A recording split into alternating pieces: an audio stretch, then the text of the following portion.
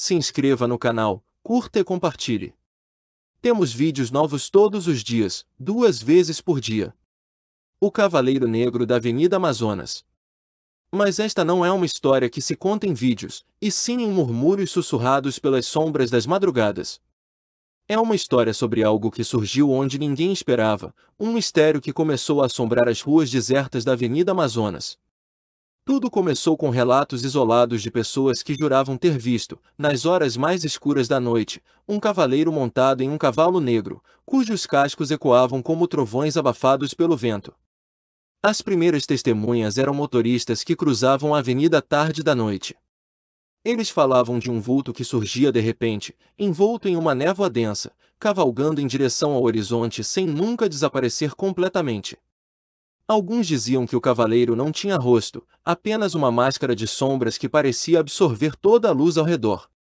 Outros juravam que seus olhos brilhavam como brasas vivas, capazes de congelar o coração de quem ousasse encará-los por mais de um segundo. A polícia foi chamada várias vezes, mas nunca encontrou nada além de marcas estranhas na pista, como se fossem pegadas de um cavalo gigante. Nenhuma câmera de segurança capturou o cavaleiro, e os relatos começaram a ser tratados como fruto de cansaço ou imaginação fértil. Contudo, para aqueles que realmente o viram, não havia dúvida, algo sobrenatural estava à solta. Os moradores próximos à avenida começaram a evitar sair à noite. As janelas permaneciam fechadas, e as cortinas eram puxadas até o chão. Mesmo assim, alguns juravam ouvir o som distante dos cascos, como se estivessem sendo perseguidos por algo invisível. Era como se o cavaleiro não precisasse estar visível para fazer sua presença ser sentida. Uma noite, um jovem chamado Lucas decidiu ignorar os avisos. Ele era cético e achava que tudo não passava de boatos exagerados. Resolveu atravessar a avenida sozinho, de bicicleta, desafiando o medo coletivo. No início, tudo parecia normal. Apenas o som do vento cortando as folhas das árvores e o farfalhar distante de animais noturnos. Mas então, ele ouviu um som baixo, quase imperceptível, que cresceu rapidamente até se transformar em um estrondo ensurdecedor. Quando se virou, viu o cavaleiro. Não havia dúvidas desta vez. O cavalo negro era imenso, com olhos vermelhos que brilhavam como lanternas infernais. O cavaleiro, por sua vez, parecia uma sombra sólida, uma figura que não pertencia a este mundo. Lucas tentou pedalar mais rápido, mas suas pernas pareciam pesar toneladas. O cavaleiro se aproximava cada vez mais, até que parou a poucos metros dele. O jovem gritou, mas nenhum som saiu de sua boca. A última coisa que viu antes de desmaiar foi o cavaleiro levantando uma espada negra, como se estivesse prestes a atacá-lo. Quando acordou, estava deitado na calçada, coberto de suor frio. Não havia sinal do cavaleiro, mas algo estava diferente. Em seu braço, uma marca negra em forma de ferradura havia aparecido, como se tivesse sido gravada a ferro quente. A partir daquele momento, Lucas soube que o cavaleiro não era apenas uma lenda. Nos dias seguintes, Lucas tentou convencer a si mesmo de que tudo havia sido um sonho ruim. Mas a marca em seu braço não desaparecia, e os pesadelos começaram a atormentá-lo todas as noites. Ele via o cavaleiro em seus sonhos, sempre cavalgando em direção a algo que ele não conseguia identificar. Era como se o próprio destino estivesse sendo traçado por aquela figura sombria. Os pesadelos eram acompanhados por vozes sussurrantes, que pareciam vir de dentro de sua mente. Elas falavam em uma língua desconhecida, mas o tom era claro, ameaçador. Lucas começou a sentir que estava sendo observado o tempo todo, mesmo durante o dia. Cada som fora do comum fazia seu coração disparar, e ele evitava olhar para trás, com medo do que poderia encontrar. Sua família percebeu a mudança nele. Ele, que antes era extrovertido e confiante, agora mal saía de casa e parecia assustado com qualquer barulho. Quando finalmente contou o que havia acontecido, eles riram, achando que era apenas estresse ou excesso de trabalho. Mas Lucas sabia que era real. Decidido a descobrir mais sobre o cavaleiro, ele começou a pesquisar lendas locais. Foi então que encontrou algo perturbador, histórias antigas sobre um guerreiro maldito que vagava pela região em busca de almas perdidas. Diziam que ele era um antigo protetor da cidade, mas que havia sido traído e amaldiçoado a vagar eternamente. Enquanto mergulhava nessas histórias, Lucas percebeu que outros relatos recentes começaram a surgir. Pessoas relatavam encontros com o cavaleiro em diferentes pontos da cidade, sempre seguidos por eventos estranhos. Algumas delas afirmavam ter recebido marcas semelhantes à que ele carregava no braço.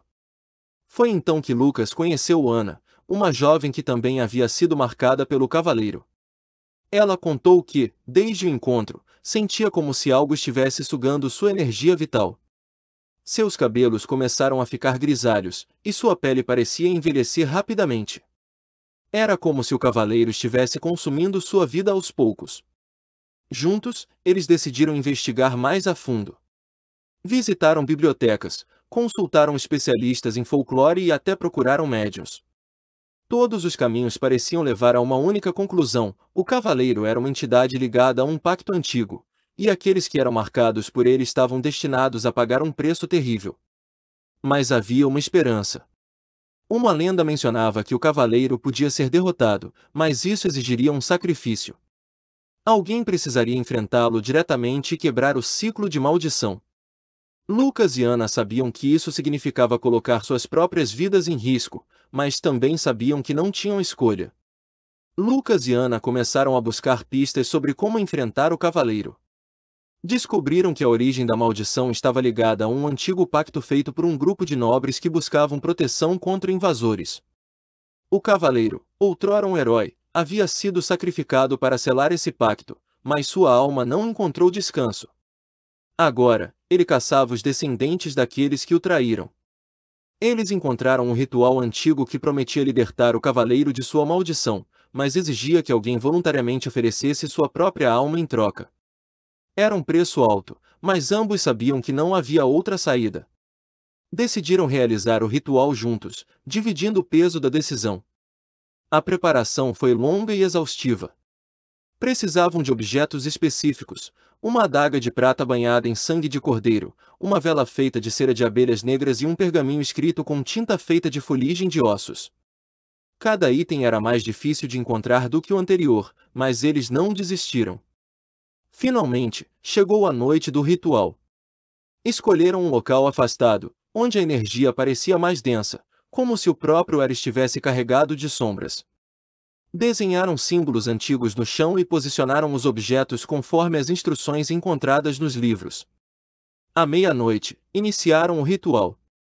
Recitaram palavras em uma língua morta, sentindo o ar ao redor ficar mais pesado a cada frase. De repente, o cavalo negro surgiu, emergindo das sombras como uma tempestade viva. Seus olhos brilhavam com intensidade, e o cavaleiro ergueu sua espada, pronto para atacar. Lucas e Ana hesitaram por um momento, mas sabiam que não havia volta. Seguraram firme a adaga e avançaram, determinados a enfrentar o cavaleiro e quebrar o ciclo de maldição. A batalha foi brutal. O cavaleiro movia-se com uma velocidade sobrenatural, sua espada cortando o ar como um relâmpago negro. Lucas e Ana lutavam juntos, usando a adaga de prata como sua única arma. Cada golpe do cavaleiro parecia vibrar em seus ossos, mas eles resistiam, impulsionados pela esperança de acabar com o tormento. A cada ataque desferido, as sombras ao redor pareciam ganhar vida, envolvendo-os em uma espiral de escuridão. Os símbolos no chão começaram a brilhar, reagindo à presença do cavaleiro. Era como se o próprio ritual estivesse alimentando a força da entidade. Ana foi a primeira a cair. Um golpe certeiro do cavaleiro a atingiu no ombro, derrubando-a. Lucas gritou seu nome, mas ela apenas acenou para que ele continuasse. Com lágrimas nos olhos, ele avançou, determinado a terminar o que haviam começado. O cavaleiro parecia indestrutível, mas Lucas percebeu algo: cada vez que tocava a adaga de prata, a armadura do cavaleiro tremia, como se estivesse enfraquecendo. Ele concentrou todos os seus esforços em atingir os pontos fracos da armadura, mesmo sabendo que isso poderia custar sua vida. Finalmente, após minutos que pareceram uma eternidade, Lucas conseguiu cravar a adaga no peito do cavaleiro. Um grito ensurdecedor ecoou pela noite, e o cavalo negro desapareceu em uma explosão de sombras. O cavaleiro caiu de joelhos, sua forma começando a se dissipar. Antes de desaparecer completamente, o cavaleiro olhou para Lucas com olhos humanos, cheios de dor e gratidão. Então, ele se desfez em partículas de luz, deixando para trás apenas silêncio. Com o cavaleiro derrotado, a maldição foi quebrada. As marcas em Lucas e Ana começaram a desaparecer, e a energia sombria que pairava sobre a cidade evaporou como névoa ao amanhecer. A Avenida Amazonas voltou a ser apenas uma rua tranquila, sem o eco assustador de cascos fantasmagóricos. No entanto, Lucas e Ana sabiam que algo havia mudado dentro deles. Tinham enfrentado o impossível e sobrevivido, mas o peso do que haviam feito os acompanharia para sempre. Eles se tornaram guardiões de um segredo que poucos entenderiam, mas que nunca poderiam esquecer. Passaram a contar a história apenas para aqueles que mereciam saber, como um alerta sobre os perigos de mexer com forças além da compreensão humana. Embora o cavaleiro tivesse partido, eles sabiam que outras entidades poderiam surgir, atraídas pela mesma energia que trouxe o guerreiro maldito. A cidade prosperou, mas Lucas e Ana nunca mais foram os mesmos. Suas vidas seguiram caminhos diferentes, mas ambos mantiveram uma conexão profunda, unidos pelo que haviam enfrentado juntos. A marca da ferradura desapareceu, mas a cicatriz emocional permaneceu. E assim, a lenda do Cavaleiro Negro da Avenida Amazonas foi relegada ao passado, lembrada apenas como um conto sombrio contado em noites frias. Mas para Lucas e Ana, era uma memória vívida, um lembrete de que nem todas as histórias têm um final feliz, mas que o sacrifício pode trazer paz, mesmo que a um alto custo. Se você sente que essa história merece continuar sendo contada, considere nos apoiar no Apoia-se. Com sua ajuda, podemos trazer mais histórias sombrias como esta à tona, explorando os mistérios que assombram nossa imaginação. https://apoia.se/aleatoriode